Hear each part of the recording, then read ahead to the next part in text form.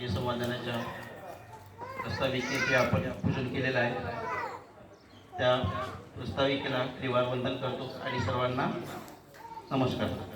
सन्माननीय विचारमंच, सर्व ज्येष्ठ कलावंत, अनेक महाराष्ट्र शासनाचे पुरस्कार सुद्धा प्राप्त केलेले कलावंत आहेत आपल्या, त्या सर्वांना नमस्कार.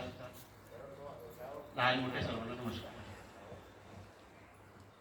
समितीची पार्श्वभूमी गोयर सरांनी सांगितली आहे थोडीशी, मी आता ती पार्श्वभूमी सांगत नाही. मी समाजाचा माणूस, समाजाचं नाव नोकरीवर लागलो, मला समजते, मला वाचता येते. सरांनी जो डॉक्युमेंट दाखवला 210 पेजेसचा, 2.25 पेजेसचा जवळपास, तो सर्व इंग्लिशमध्ये आहे. ते तुम्हाला समजणार नाही, समजण्याचा विषय नाही. आपल्या कलावंतामध्ये असे कोणी आहे का ज्यांना वाचता येत नाही? ऐका एखादं कोणी म्हणजे वाचता येते सर्वांना, खूप चांगली गोष्ट आहे. खूप जास्त हे न करता मी महत्त्वाच्या मुद्द्यावर येतो.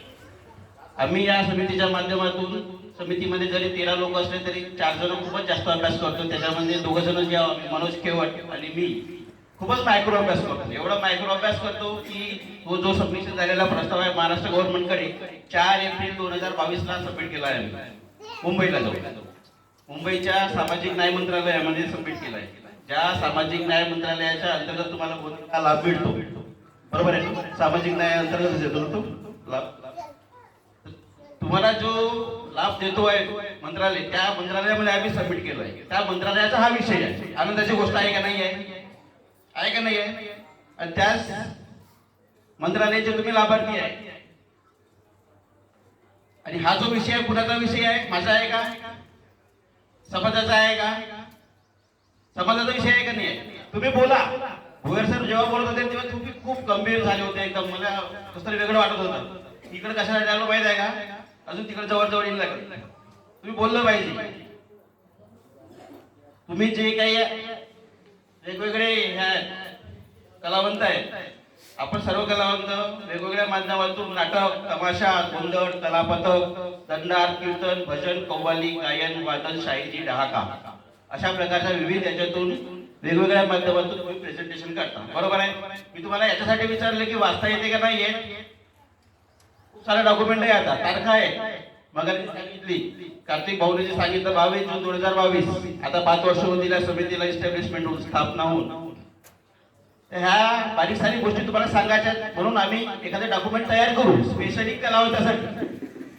त्याच्यामध्ये बहुतेक 2-4 पेजेसचं काही महत्व नाही किंवा कमी जास्त नाही. जे तुम्ही तमाशे करता, जे कव्वाल्या करतात, ते त्या लिटरेचरवर कशा प्रकारे तुम्हाला कव्वाली करता येईल, कशा प्रकारे भजन करता येईल, कशा प्रकारे समाजापर्यंत पोहोचता येईल, हा एक चांगलं माध्यम आहे कार्तिक भाऊ. ही गोष्ट माझ्या खूप अगोदरपासून दिमागात आहे. कारण कार्तिक भाऊ पौरीला पण कार्यक्रमात होते, भंडाऱ्याच्या 2-3 कार्यक्रमात होते, जेव्हा दोन्ही जिल्ह्याच्या वतीने कार्यक्रम घेण्यात आला तेव्हा माझ्या डोक्यामध्ये होता, समितीच्या डोक्यामध्ये आहे तो विषय. आणि बघा आता बरेच ज्येष्ठ मंडळी आहे, 60, 70, 75 वगैरे असतात. तुमच्या हातामध्ये तुम्हाला पण ऍड्रेसिंग करून बोलतो मी, तिकडे जे महिला कलावंत सुद्धा आहेत ना आपल्याकडे, 50-50 असं कमी जास्त जे काही तुम्ही जेवढे पण लोक आहेत, या भंडाऱ्या जिल्ह्यामध्ये जवळपास 500-550 गावं आहेत. त्या 550 गावापर्यंत समितीचा विषय पोहोचवायचा आहे. आम्ही जे 4 लोक आहोत, जे समिती आहे 13 लोकांची, त्या समितीला जे करायला पाहिजे होतं ते केलं आहे त्यांनी. त्यांनी काय केलं? मुंबईच्या सामाजिक न्याय मंत्रालयामध्ये जो प्रपोजल सबमिट केला. अजून मुंबईचं जे राष्ट्रीय कमिशन आहे शेड्यूल कास्टचं, त्या कमिशन मध्ये सबमिट केला. त्याचप्रमाणे दिल्लीला पण जे कमिशन आहे दिल्ली सरकारचं, भारत सरकारचं, तिथं पण सबमिट केला. तिथं जे सेन्ससचं ऑफिस आहे, लोकसंख्या जिथून जनगणना होती, आता तुम्हाला सर्वांनाच माहिती आहे ओबीसी लोक त्याच्या मागे लागलेत की आमचं तुम्ही गट समाविष्ट नाही केलेला आहे जनगणना करताना.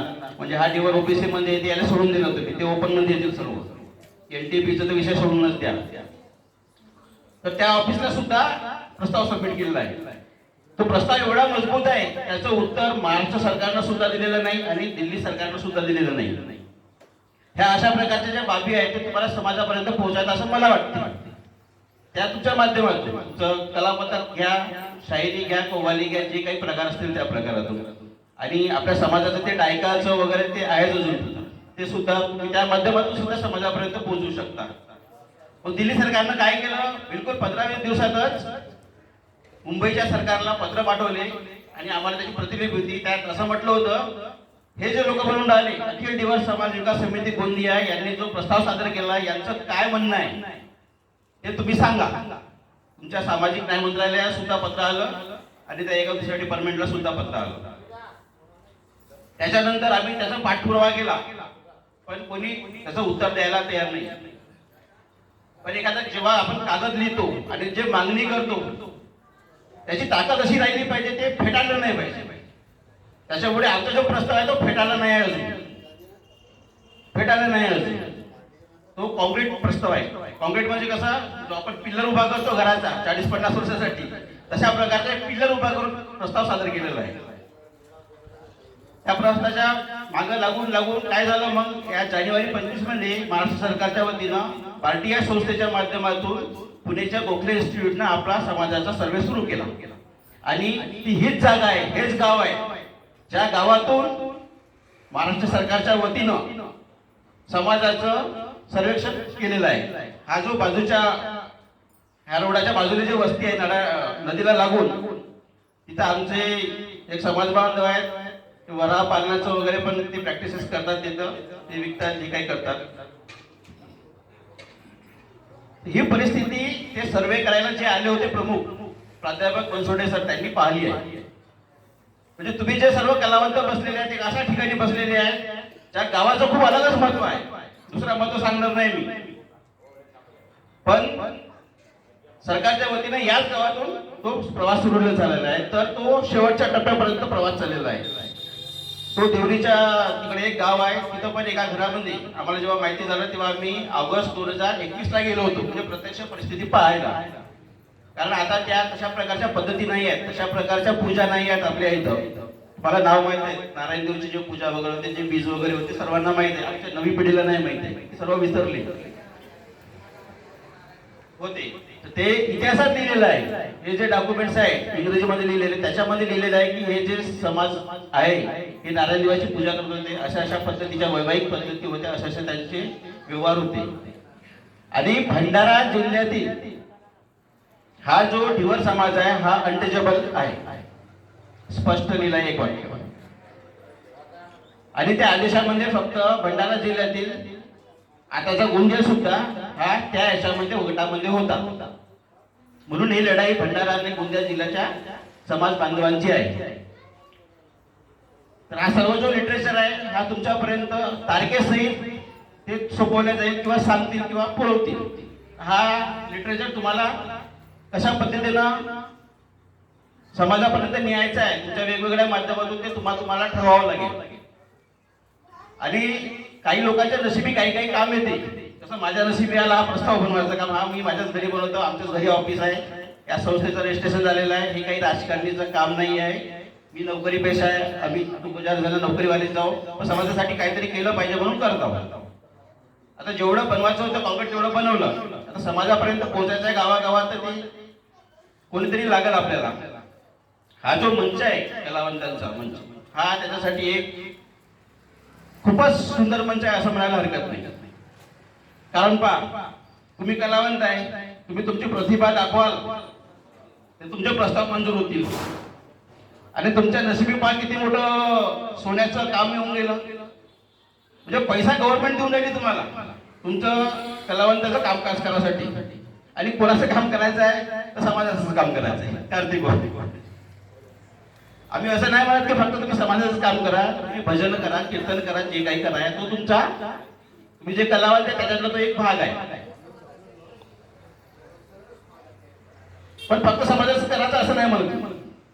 ते जे तुम्हाला देतात, बक्षीस देतात, जे ठरवतात ते फक्त त्याच्यासाठी नाही ठरवतात. वेगवेगळ्या प्रकारचे जे तुम्ही कामं करतात, शासनाच्या ज्या योजना आहेत त्या आहेत, त्या सर्व तुम्ही पोहोचवतात, ते तुम्हाला सांगण्याची काही आवश्यकता नाही.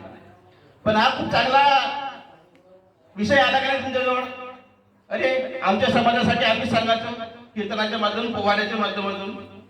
हा ऐतिहासिक काम आहे.